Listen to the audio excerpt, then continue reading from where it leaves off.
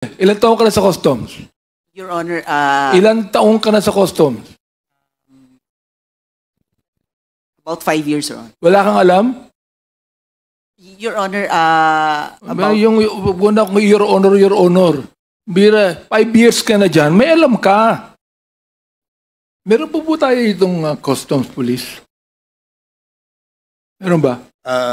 I believe we did not invite a representative from the Customs Police. I would like to make a motion that next hearing we had, that we should invite the customs police.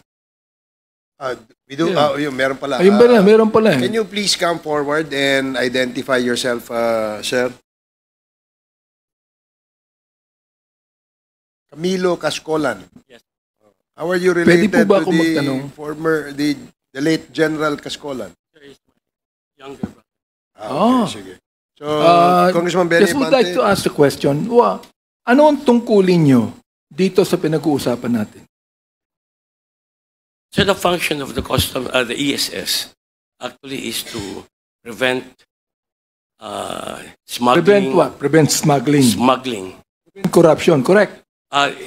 Yeah, as a consequence, Your Honor, Prevent yung lagay, correct? Again, Your Honor. Prevent yung lagay. Corruption yun eh. Yes, Your Honor.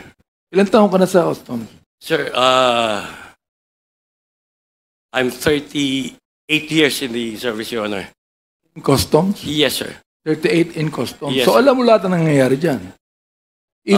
If you do not answer us right, I am going to file a resolution to investigate the Bureau of Customs. Right? I will try my best to answer all your questions, Your Honor. Mr. Chair, go. Mr. Chair, with due indulgence Yes, of... yes. Gusto ko maintindihan, Mr. Chair, sino yung binabanggit mong Jojo, saka yung tita. Pakipaliwanag mo nga sa amin uli. Pangalawa, bakit ka nag-rates out of Davao Group? Nag-i-smuggle ka ba? Yun ang tanong ko, bakit? Ibig sabihin, kung talagang legal ang pinapasok mo, di ba? Bakit ka nag-rates out Davao Group? Kasi po, tama po yun sinasabi nyo. Mga misdeclared siya, underdeclared po. Katulad nga po ng sinabi ko, kung...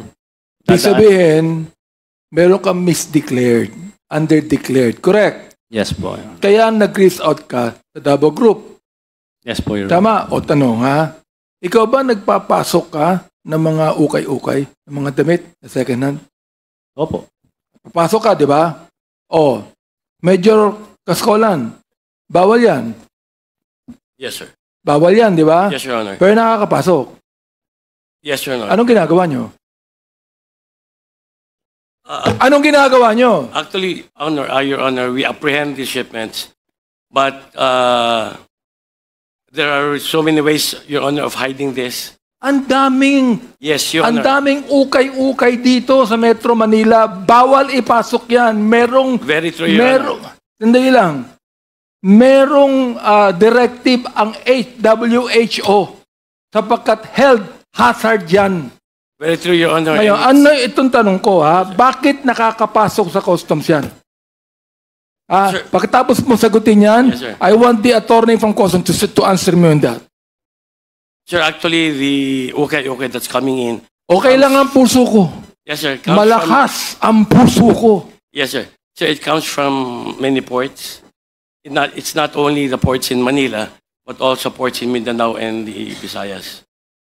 Salamat. Salamat. You've been honest with me. Ang tanong ko ganito, with indulgence of Congressman Sia, bakit nakakapasok yung ganong illegal? Bakit? Bakit hindi nyo nakikita? Bakit nakatakip ang mga mata ng customs official? First of all, Your Honor, okay can be declared as bed sheets, used bed sheets, used shoes. What is prohibited, Your Honor, is used clothing. Major So Cascolan, and that can be declared, but you know for a fact that they are not new. yes, Your Honor. But If you go to every store that has ukay-ukay, you know for a fact that there are no bed sheets there. There is nothing new. What Yes. I'm saying right now is this. Ito binanggit na ni Mark Taguba, umami na siya. Umami na siya kasi tinanong kanina ni sino yun, na kung ano ang laman ng container di ba? Sinabi mo kanina, Mark, na ito ay mga, ano sabi mo kanina? Mga general merchandise. General merchandise. Ngayon, inamin mo na nagpapasok ka ng mga ukay-ukay. Correct? Yes po. Okay. Ilang container ang pinapasok mo ukay-ukay? Yun po. Hindi ko po alam kung pwede nilang ipasok yan kahit saang container doon. Right. Sinong nagbubukas ng container? Sa Bureau of Meron niyang customs police, correct? Yes po. Merong official ng customs yan, correct? Yes po. Ayan. Nakikita yan. Binubuksan yan. Di ba? Pero Oo. yung Kaya ka nag-reach out sa Davao Group sapagkat alam mo na pag binuksan yan, ipagbabawal niya ilabas. Correct? yes po. Nag-reach out ka sa Davao Group para hindi na buksan ang mga container na yan. O kung buksan man yan, pikit ang mga mata na nagbukas. Tama ako? Yes po, Your Honor. Yun. Kid Flores. Gusto lang in relation to what you're saying. Yung 170 na binabayaran mo, Mark, yun ay talagang walang resibo yon na anuman. Walang kinukuha sa yung resibo anuman. Hindi ka binibigyan ng resibo, whatever. O magkano niliresibuhan doon? Sa Tara po ba ito? Sa Tara meron. Sa Tara po ba ang sinasabi ninyo? Hindi, yung 170 binabayaran mo. Meron po. Kaya nga po, sabi ko po noon pa ito sa Senate. Okay, magkano yung niresibuhan doon? Iba-iba po yan. Meron pong shipping line, meron pong customs duties. Okay, magkano yung lagay doon sa 170?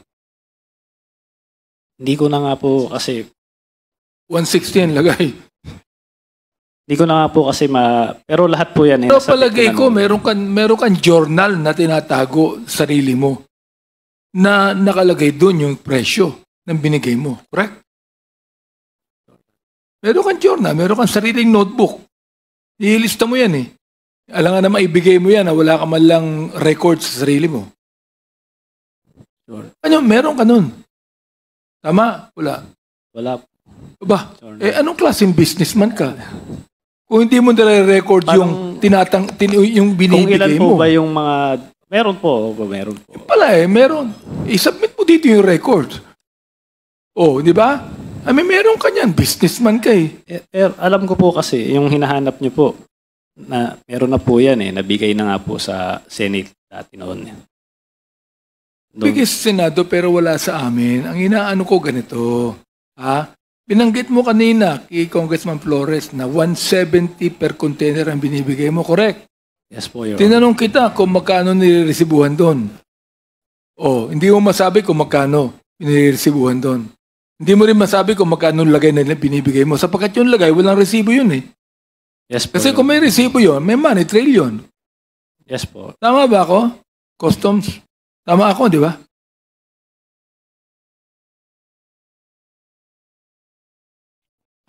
Mr. Chair, regarding the money trail, Your Honor, or Hindi. Tama ako na kung may lagay doon, walang resibo yun. Sapat kung mayroong resibo, may money trail na makikita sa inyo.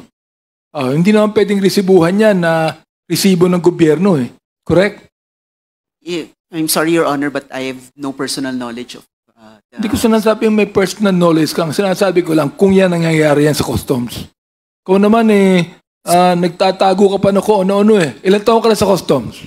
Your Honor, Ilan taong ka na sa customs? about 5 years, Your Honor. Wala kang alam? Your Honor, Your Honor. Bira, 5 years ka na dyan, may alam ka. Bira, ang inaano mo, meron kang journal na tinatago dyan. For example, 170,000.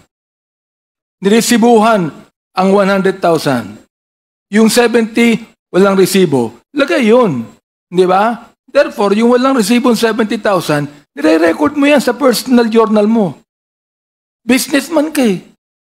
Sige po, Your Honor, kumahanap ko po. Mahanap mo yan.